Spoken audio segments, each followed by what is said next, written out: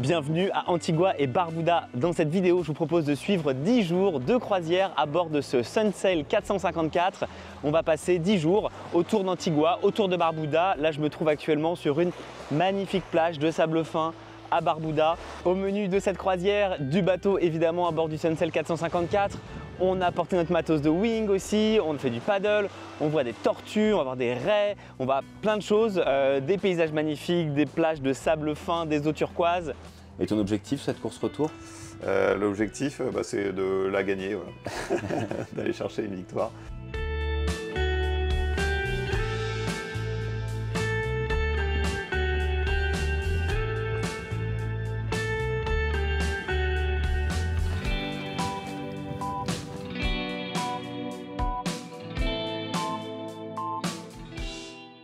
C'est absolument magnifique. Ça fait 2 jours qu'on est arrivé à Barbuda et on a déjà eu le bateau depuis 3 jours.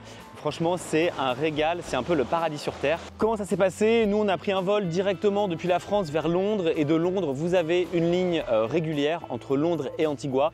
Et donc, on a pris ce vol, c'est un vol de jour pour l'aller, c'est un vol de nuit pour le retour, donc ça se passe plutôt bien. Ensuite, on a pris un taxi, on s'est rendu directement à English Harbour où le bateau, le catamaran nous attendait le lendemain. Donc, on a pu passer une première soirée près de la marina, près du port d'English Harbour. C'était vraiment très chouette, histoire de commencer à s'acclimater à la température, à la culture locale, à la gastronomie locale aussi. Donc ça, c'était vraiment top.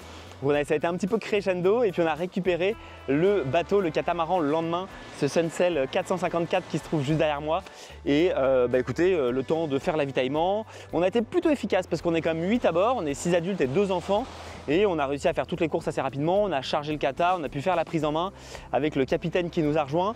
Et on est parti environ vers midi et on allait vers un premier mouillage assez joli où on a pu faire déjà du foil tracté. C'était assez fou, je mets quelques images.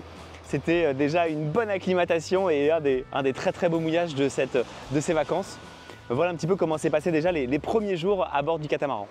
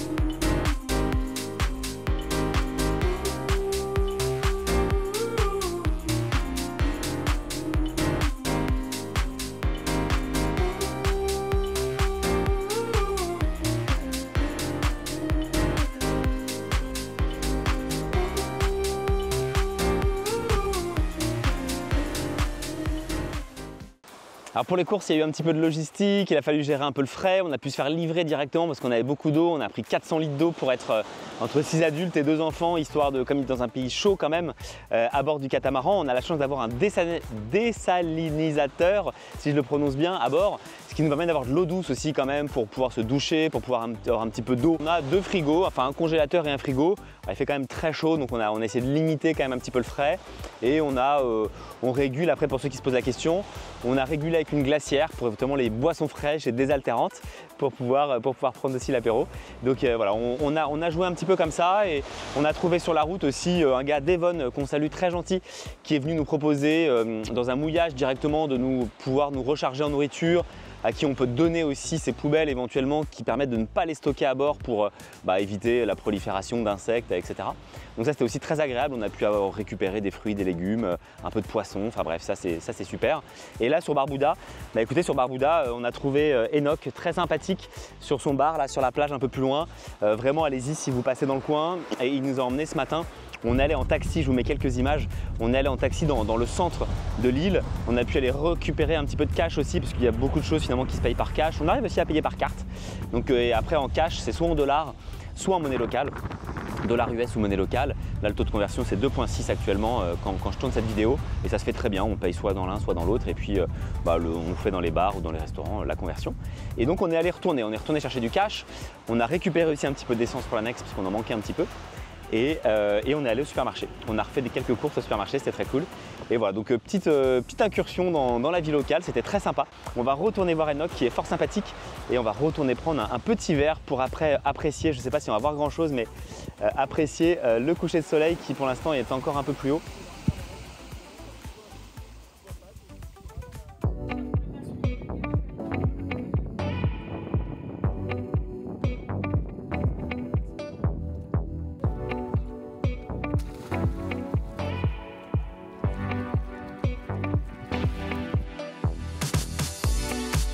Gonflage de l'aile sur la plage avant du Qatar.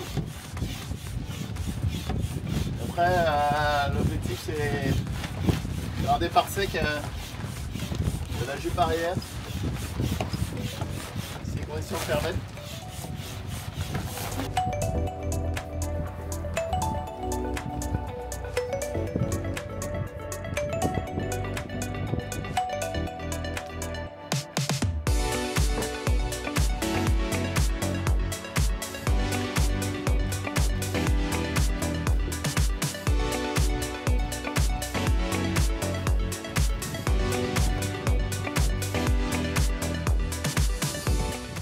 Départ.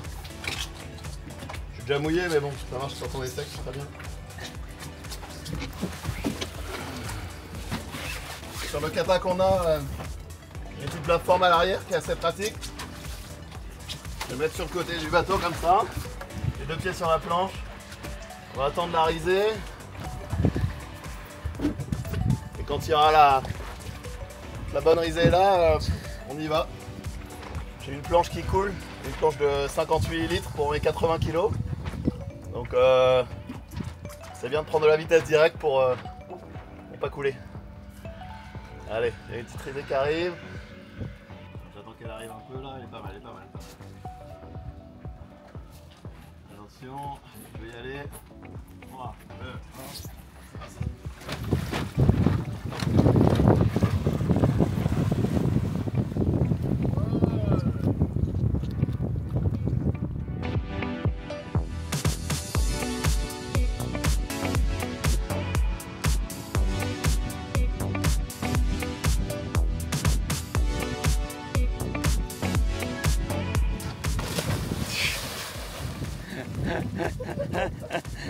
Ce sera pour le bêtisier.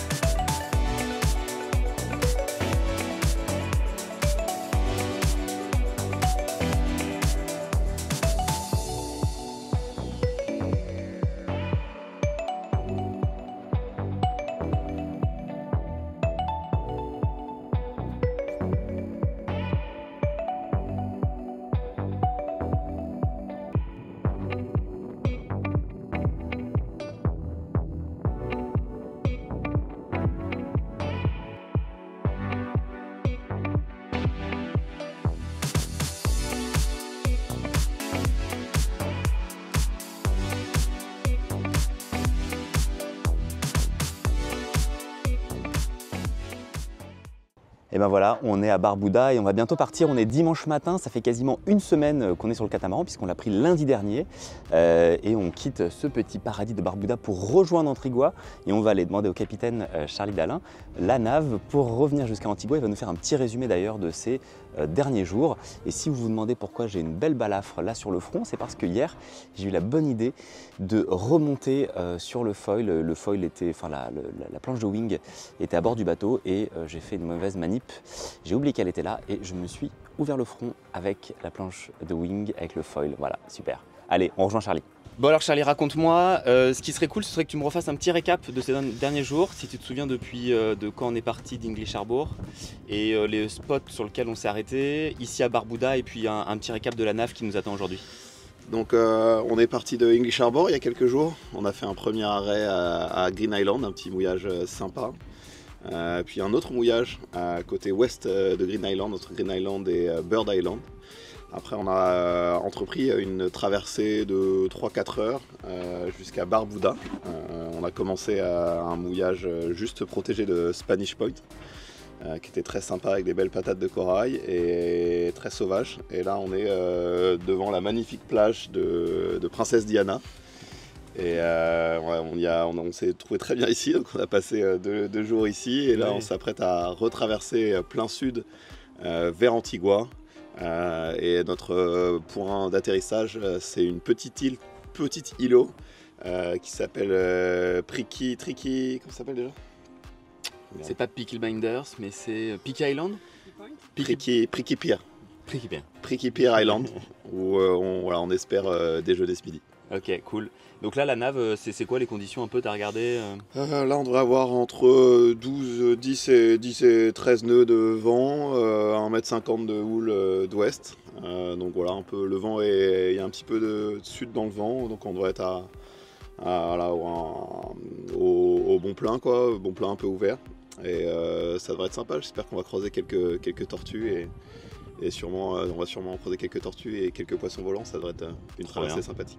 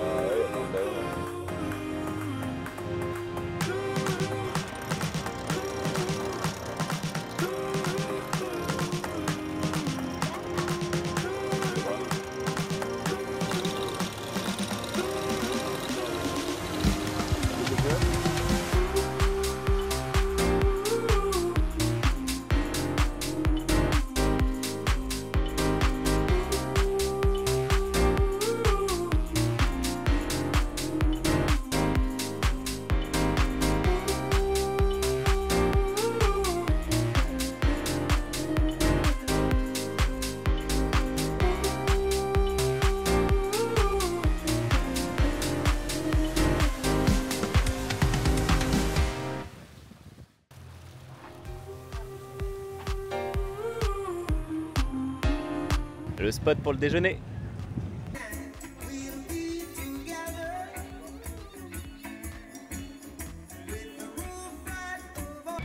Petit spot de dingo où on vient d'arriver suite à la traversée ce matin entre Barbuda et Antigua. Prickly Pier, faut que je vois si je le prononce bien. C'est juste magnifique. Si vous passez dans le coin, franchement, un petit lagon là, une petite piscine. Et après ici le bar, on va pouvoir déjeuner ce midi. Au top, au top.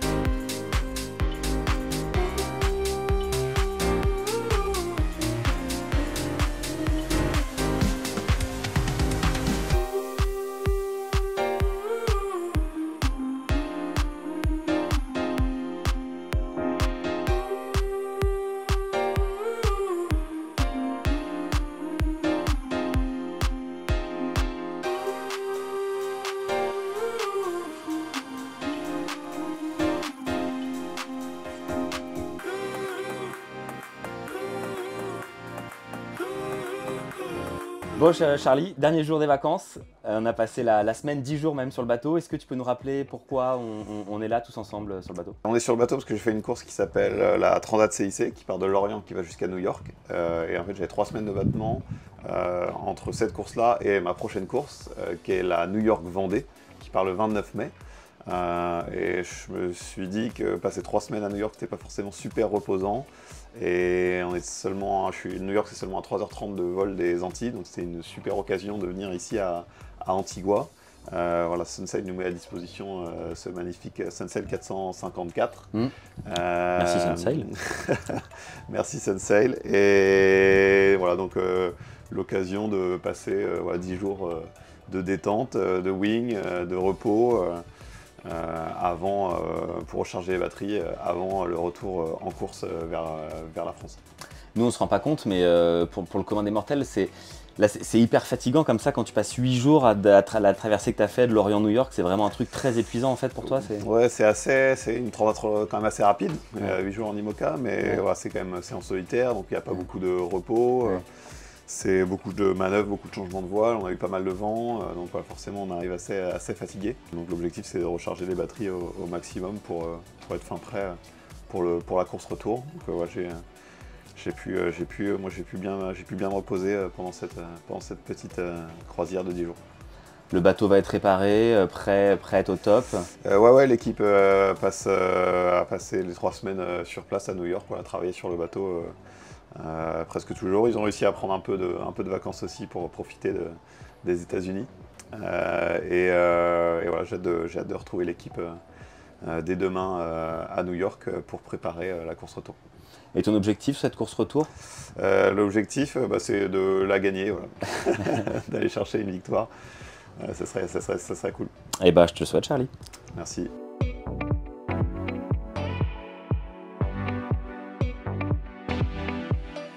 C'est l'heure du boat tour, on est sur un Sunsail 454 et je vais vous montrer l'extérieur, l'intérieur, ce qu'on a trouvé très cool à propos de l'équipement. Je vous montre, c'est parti, on va commencer par l'extérieur, on reviendra après sur le cockpit arrière. Hop. Donc là on avait, alors c'était l'espace de baignade où il y a une échelle, on descendait, là la petite douchette, très pratique. On va passer avec les passes avant, on va aller devant. Donc là on retrouve des portes de coupée évidemment de chaque côté, donc qui sont très hautes, on s'en servait surtout pour sauter dans l'eau en réalité. Là on accédait, il y a des marches de chaque côté, il y a 2 marches pour accéder à l'étage. Alors nous sur cette version là, sur le L, il y a un flybridge. Nous on n'a pas la version avec le flybridge, donc on allait moins haut, mais pour faire les manœuvres au niveau des voiles, etc. ou pour prendre un peu le soleil, mais sinon on est allé un petit peu moins haut.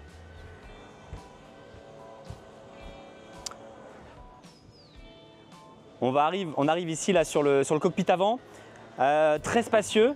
Donc là en fait, c'est un espace où on était beaucoup parce que le soir c'est très agréable, il y a un cockpit encaissé à l'avant où on pouvait prendre l'apéro et donc quand on est au mouillage évidemment on est au vent donc c'est super agréable. Là on avait 2 poufs qui sont accrochés au niveau des trempeaux, donc même en navigation ça nous arrivait de rester là, franchement c'était top. Il y a quand même un petit trempeau à l'avant. Pour l'ancre, ici il y a le générateur, il y a la génératrice, donc on a pu faire de l'eau parce qu'il y a un dessalinisateur à bord, ce qui a été très pratique puisqu'on consomme quand même pas mal d'eau. Alors on aurait pu faire sans dessalinisateur, mais le fait qu'il y en ait eu un, ça nous a permis d'être beaucoup plus confortable. On a pu se doucher dès qu'on sortait de l'eau, on pouvait prendre une petite douche à l'eau claire. Ça nous arrivait de faire la vaisselle soit au cul du bateau, soit également aussi dans l'évier, dans la cuisine. Donc voilà, ça permet d'avoir un peu plus de souplesse et on avait des bidons d'eau sinon pour tout ce qui est eau potable. Donc là-dedans, vous avez un générateur et il y avait une ancre aussi secondaire. Et ensuite, si on continue, là, vous avez l'ancre qui nous permettait de prendre les mouillages dont on s'est beaucoup servi avec une patte d'eau évidemment à l'avant. Hop, et ici on a les 2 tanks d'eau, on avait les autres lignes de mouillage, les haussières, et donc 2 tanks d'eau qu'on remplissait avec le dessalinisateur. Je ne sais pas exactement, je dirais approximativement 2 fois 250, il faudrait vérifier sur la fiche du bateau, mais c'est à peu près ce qu'on avait, mais comme on faisait de l'eau, c'était pas très gênant. Et à l'avant, il y a 2 pointes alors qu'on n'a pas utilisé. Là, vous avez une petite cabine qui permet de dormir parce qu'il y a 4 cabines à l'intérieur. Et à l'avant, vous retrouvez là une pointe avant avec un lit. Et de l'autre côté, il y a une petite salle de bain avec des toilettes. On va rentrer par l'avant puisqu'il y a une grande porte et on va continuer à l'intérieur ce boat tour. Là également, quand il pleuvait, on pouvait fermer si besoin ici. Donc aujourd'hui c'est la seule journée, c'est la dernière journée au moment où je filme où il a plu, mais sinon bah, c'est tout le temps ouvert. Et même en fait si quand il y a du soleil aussi c'était pratique l'après-midi pour être à l'ombre, ça faisait un peu plus de zone d'ombre.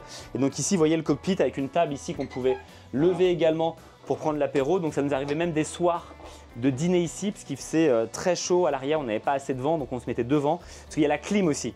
Le générateur sert à faire fonctionner la clim. Donc nous on ne l'a pas utilisé. On n'a pas utilisé la clim, on a préféré ventiler. On a eu un peu chaud parfois, mais si vous avez besoin, bah, vous pouvez utiliser la clim. Donc là, la porte qu'on peut fermer en navigation. Et on passe ensuite à l'intérieur. Donc là, carré très spacieux, ouvert. Là, on peut, la nuit, on fermait si on a des enfants. Donc là, on peut refermer les deux portes ici, enfin la fenêtre et la porte, tac. Et nous, on laissait globalement toujours ouvert, évidemment. Hein. Tac. Et voilà. Donc là, carré, qu'on n'a pas trop utilisé parce qu'on était tout le temps dehors. Cuisine très spacieuse pour cuisiner ici. Tout l'équipement, feu, four, là on faisait la vaisselle, super pratique, c'est bête, mais un égouttoir intégré ici, ça permettait facilement, franchement ça évitait d'en mettre partout et c'est des petites choses mais c'est pratique.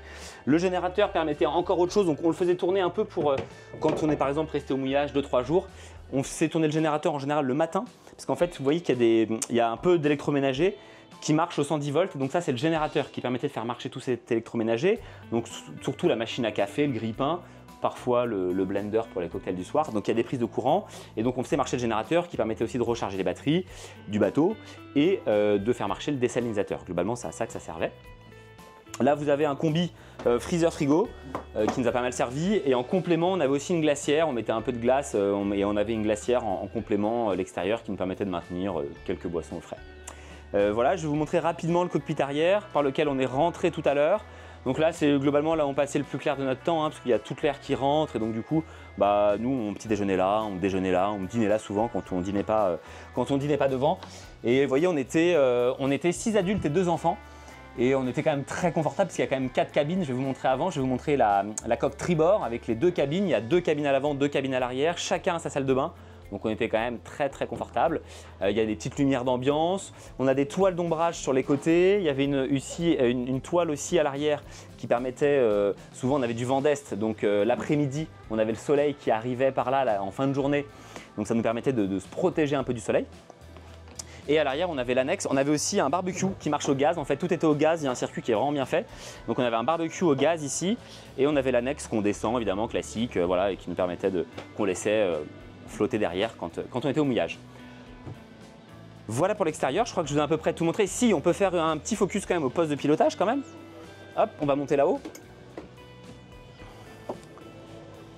Donc là, poste de pilotage, vous pouvez voir directement. Donc là, ce qui est cool, c'est qu'on a toutes les manœuvres qui reviennent ici. Là, on avait pour le génois, là ici pour tout ce qui était grand voile, ici les écoutes de grand voile derrière qu'on pouvait régler juste là. Donc tout se passe ici, c'est très bien fait, riz automatique, enfin voilà, c'est très facile. Il y a un génois qu'on déroule, qu'on enroule. Et ici, on a accès assez classique à un écran Ray Marine. Là, on peut retrouver au niveau des infos, on avait les niveaux d'eau, les niveaux de gasoil, les niveaux de batterie, etc. Enfin bref, assez classique. Et voilà, gestion, donc pas mal, demi-niveau, sympa, parce qu'on est quand même un petit peu avec les gens qui sont en dessous et on voit quand même assez bien ce qui se passe autour. Et au-dessus, on a 2 panneaux solaires qui ont apporté un petit complément. Ça permettait voilà, de recharger un petit peu les batteries. Plein de rangements, je ne vous ai pas montré, mais là il y avait toutes les palmes et les masques qui étaient là. Là on a le gaz ici, là on a encore plein de rangements dessous. Dans le carré également, il y avait tous les gilets, il y avait un petit peu tout le matos aussi de technique qui était rangé là. Nous on a rangé quelques valises aussi. Et ensuite vous avez les coffres en dessous où là on rangeait nos vivres, les boîtes de conserve, les boissons. Ça permettait quand même... hop, ici, donc ça a quand même un peu de profondeur, on pouvait mettre des bouteilles debout et après d'autres qu'on a couchées. Il y en a 3 grands comme ça, ce qui permet de bien ranger quand même ses provisions.